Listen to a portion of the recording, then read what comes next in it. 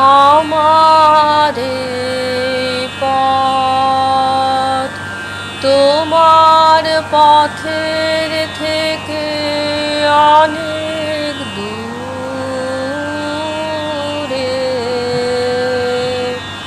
গেছে বেঁকে গেছে বেঁকে আমারে পথ আমার ফুলের আর কি কবে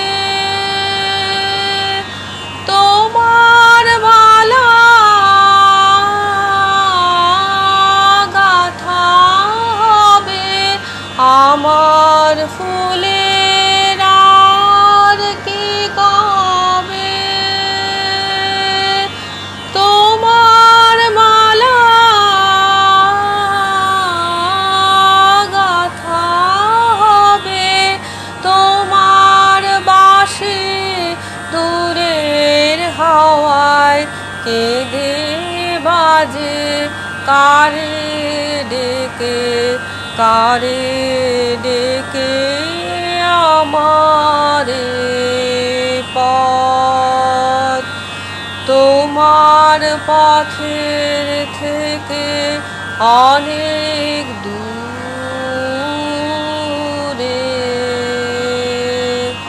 গেছে বেঁকে গেছে বেঁকে আমারে পথ শ্রান্তি লাগে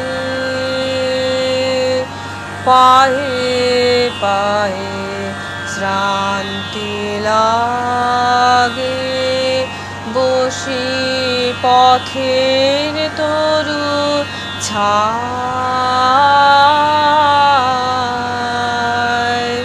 শ্রান্তি লাগে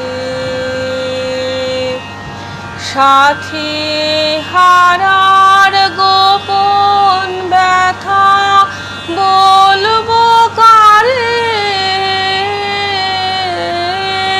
সে জন কোথা সাথী হারার গোপন ব্যথা বলবো কারে সে জন কোথা পথিক রাজায় আপন মনে আমার যায় পিছে রেখে আমারে পথ তোমার পথের থেকে অনেক দূরে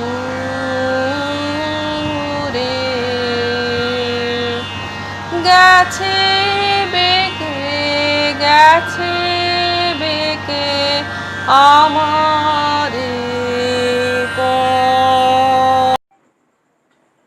নমস্কার। ভিক্ষু বদিপালকে আমি যেভাবে দেখেছি সেভাবে কয়েকটা কথা বলবার চেষ্টা করছি। 11ই শ্রাবণ, প্রতি বছর 11ই শ্রাবণ দিনটি মুছে যায় অনেক বর্ষার জলধারায়। এবারের 11ই শ্রাবণ ব্যক্তি বিয়োগের দুঃখ, হতাশা, আজ ইতিহাসের অক্ষর। তবু তাকে আমরা হারাইনি, কখনো হারাতে পারি না।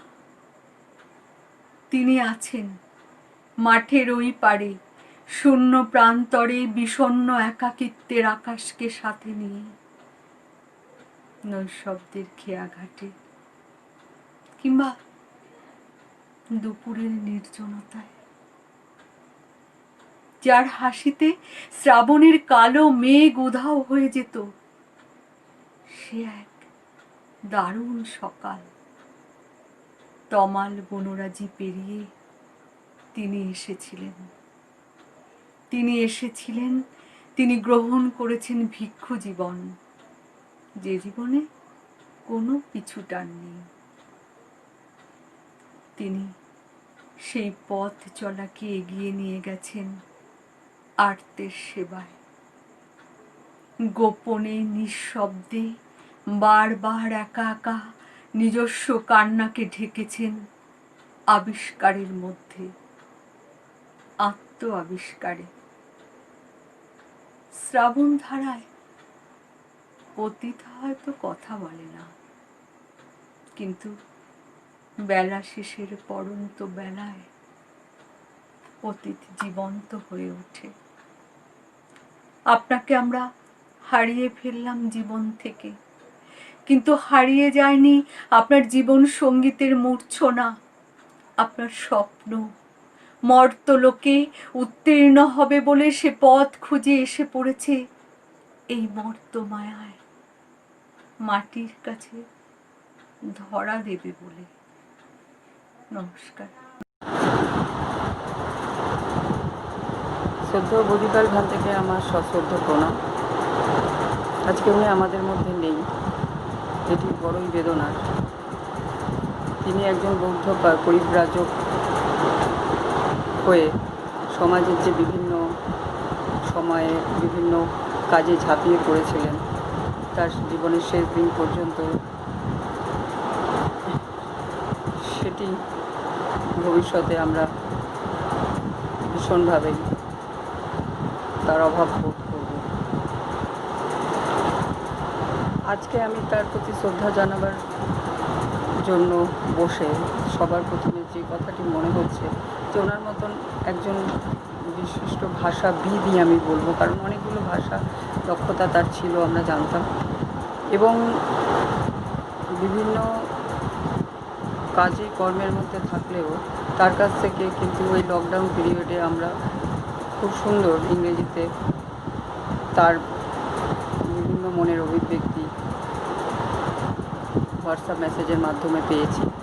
আজকে তিনি 18ই মে শিক্ষকদের উদ্দেশ্যে একটি এরকম লকডাউন পিরিয়ডের হোয়াটসঅ্যাপ মেসেজ আমাকে পাঠিয়েছিলেন। আজকে সেইটি আপনাদের সাথে সামনে তুলে ধরব, কারণ আমার মনে হয় তাহলে হয়তো আমার এই শ্রদ্ধাঞ্জলির মাধ্যমে ওনার লেখাটিও আমাদের কাছে স্মরণীয় হয়ে থাকবে।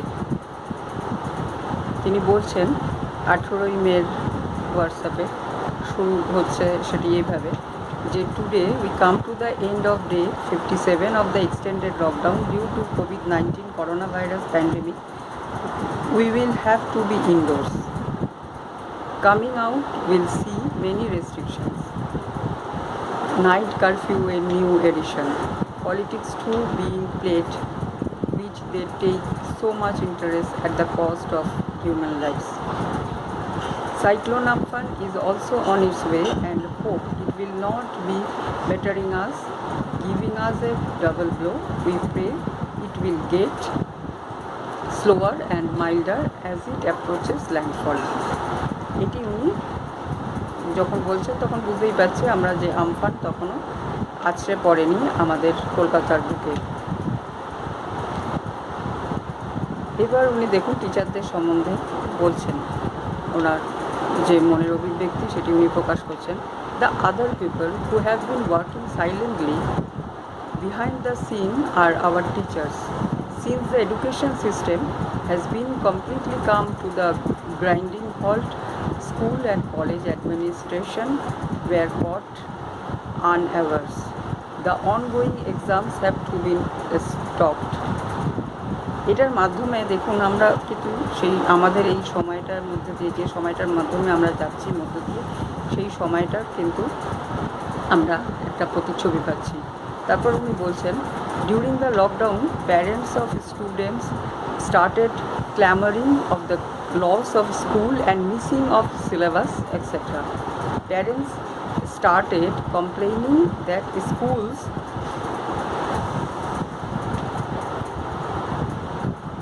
were not responding. A few schools decided to start online classes and all big and small schools and colleges, universities and institutions all started joined into do the same. তারপর বলছেন here started the problems. The teachers had never done this before. It was something so new. They were never trained for such a work system. Many did not know how to go about it.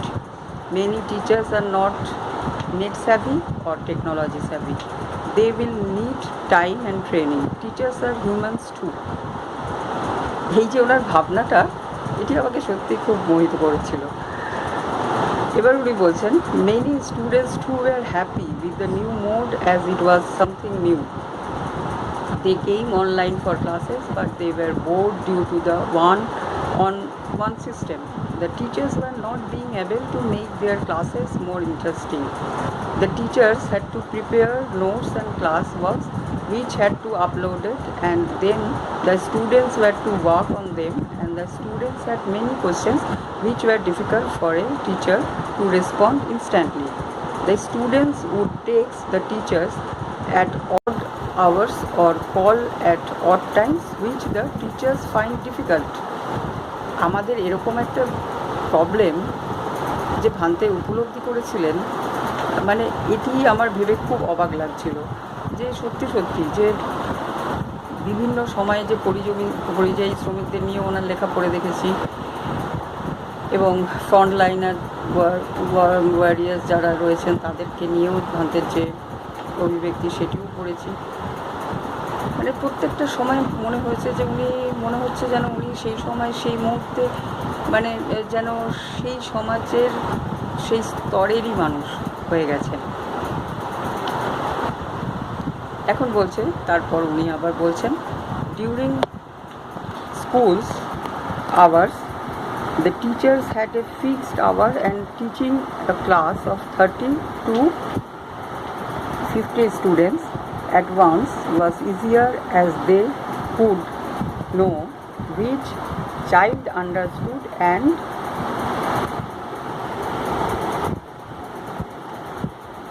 who did not, through their body language or eye contact, which was missing through this online system. The other problem the teachers faced was that the parents were also getting involved as they were seeing the teachers online. As it was new for a teacher to teach online, they were always aware of the fact they were being watched, and so they were always being aware and alert, and thus getting fearful and nervous is something usual. Parents, instead of sympathizing with the situation, started to complain about their capability and understanding. এটি অবশ্য আমাদের ক্ষেত্রে হয় না, সাধারণত university টিচারদের ক্ষেত্রে বা কলেজ টিচারদের ক্ষেত্রেও আমার মনে হয় না। এটি আসলে মোটামুটি স্কুলের প্রতি মানে যা স্টুডেন্ট তাদের ক্ষেত্রেই বোধহয় এরকম ঘটনা ঘটছে। তারপর দেখি আমরা কি বলছেন উনি, parents did not try to understand the fact that infrastructure was also not supportive for such a paradigm shift. Most of the teachers were using their own phones and laptops and internet, where the schools and institutions are not paying for them.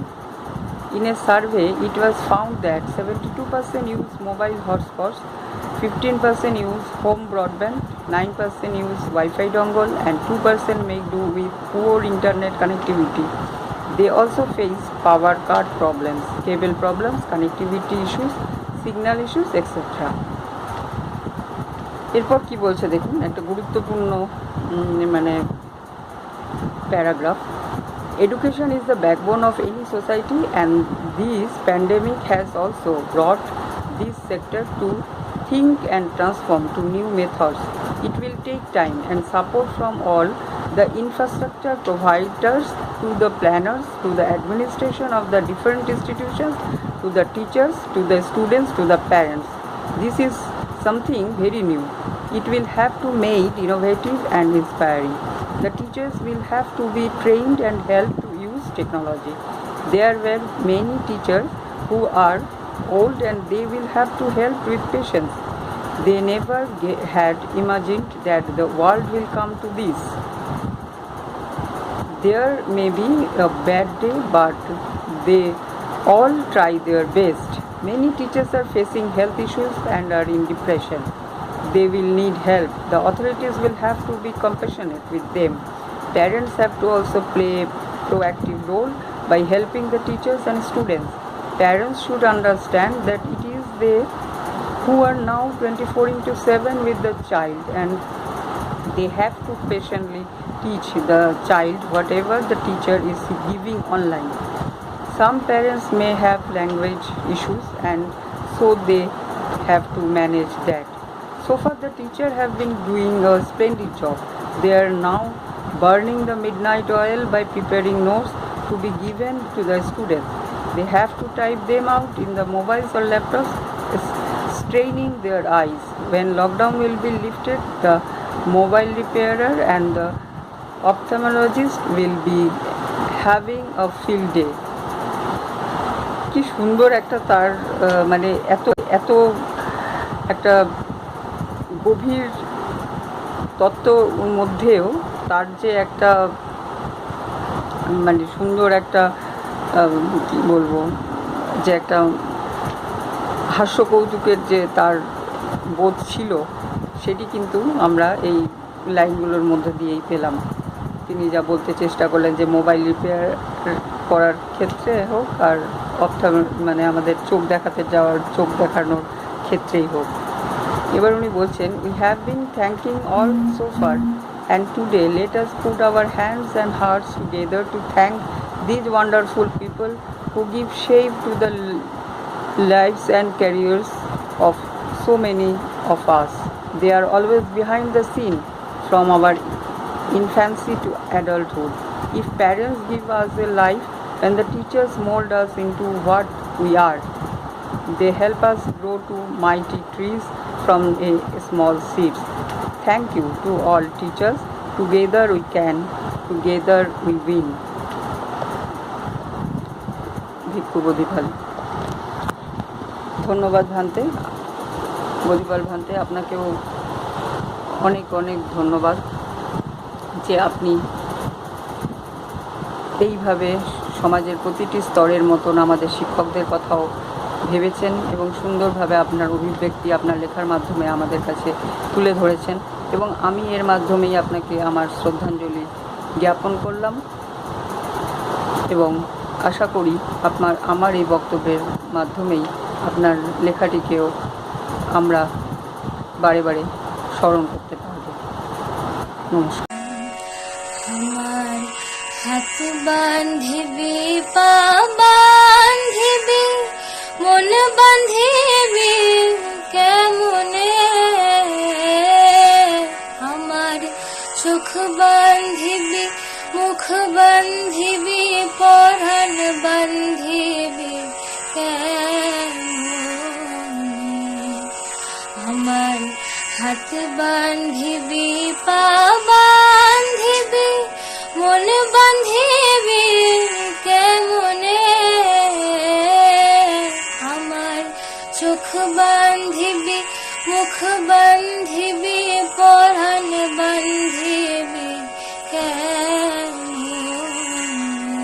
অনিচ্ছাবতা Shankar মানবতাবাদী বৌদ্ধ ভিক্ষু বৌদ্ধ ধর্মাঙ্ক সভার সাধারণ সম্পাদক, বুদ্ধগয়া মহাবোধি মূল মন্দিরের প্রাক্তন প্রধান ভিক্ষু, অসম্প্রদায় চেতনার মধ্য প্রতীক বদন্ত বুদ্ধিপাল মহাতর মহোদয়ের প্রয়াণ আমাদের সকল সদস্য শোকাঞ্জলি দেওয়ার জন্য আমরা আমিরি হসপিটালে সবাই উপস্থিত আছি।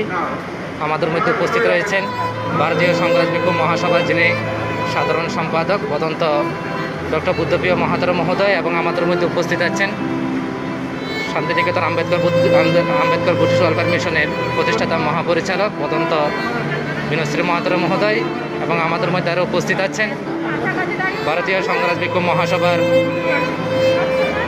সহ সাধারণ সম্পাদক বদন্ত অরুণজ্যোতি মহাতর মহোদয়, এবং আমাদের মধ্যে উপস্থিত আছেন ভারতীয় সংগ্রাম ভিক্ষু মহাসভার কোষাধ্যক্ষ বদন্ত কীর্তিরতন মহাতর মহোদয় বান্তে, এবং বৌদ্ধ সাংগঠনিক ব্যক্তিবর্গ আমাদের মধ্যে উপস্থিত রয়েছেন। আপনারা সবাই দেখতে পাচ্ছেন লাইভে।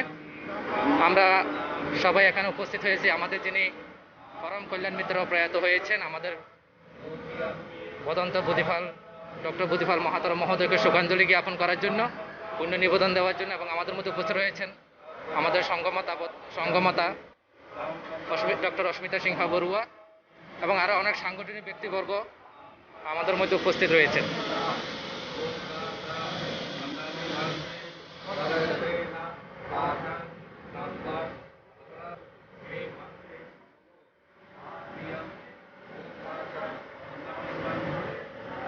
এখন আমাদের উপাসক উপাসিকাগণ পঞ্চশীল প্রার্থনা শুরু করছেন, শিল গ্রহণ করছেন।